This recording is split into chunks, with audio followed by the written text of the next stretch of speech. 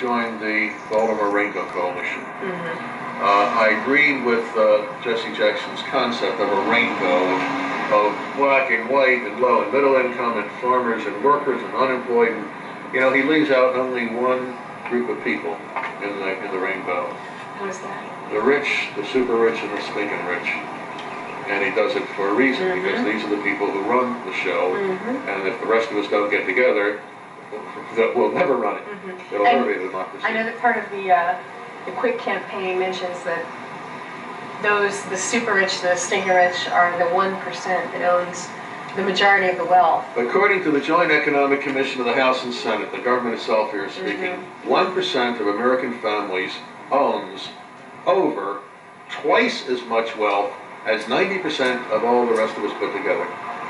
And these are the folks responsible for the living conditions we have here, the mm-hmm. unemployment, the underemployment, the poverty, which guarantees crime and drugs.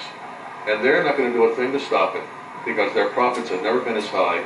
And until there is an effort to unite that 90%, black and white and low and middle income and gay and straight, and all the folks have been taught not to have anything to do with, until we pull together politically and start taking back our cities and our country and running them for the people instead of the corporations, life will continue to deteriorate at an ever faster clip. Now they're cutting the social program when the needs are the greatest for social programs. And that's the purpose of the citywide coalition. But it came out first with the Rainbow Coalition. We're looking for a bread and butter issue around which to organize what Jesse calls the Rainbow. And we picked at that time, six and a half years ago, automobile insurance, because the rates are 2 to 4 times higher in the city than any place else in the state, and efforts throughout the country to ameliorate this through the courts and through legislation have universally failed. Mm-hmm. We came up with a unique idea. Why can't the people of the city come together, form our own company, run it as a cooperative, sell the auto insurance at cost with a little help from the city?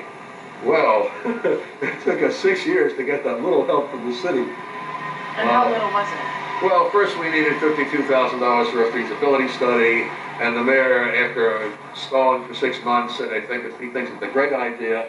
He's going to contribute half of it from city funds. He wants us to raise the other half. And I said, well, if you think it's such a great idea, why doesn't the city fund the entire thing? And he said to me over the phone, almost verbatim, Bob, you say the word and the city will do the whole $52,000. But you have to understand that if the city does it all, it will have to go up for competitive bidding, and that could take months and months. And I'm thinking, yeah, and some insurance company could bid 35 cents on it and really screw us up for years and years. Exactly. So we started trying to raise the money. It took us well over a year to raise the money. The mayor wouldn't lift his little finger to facilitate us raising the money by asking the foundations of the businesses to chip in. And a couple of years later, we found out that we wouldn't have had to raise that money at all. When the mayor said it would have to go into competitive bidding, he lied to us. He lied to us. It took something like 60 people to raise that $52,000. We did it as non-collateral loans, and we're hoping we'll get that money back one of these days. $2,000 dues from the organizations, $1,000 of my own money. So I'm anxious to get that back too. We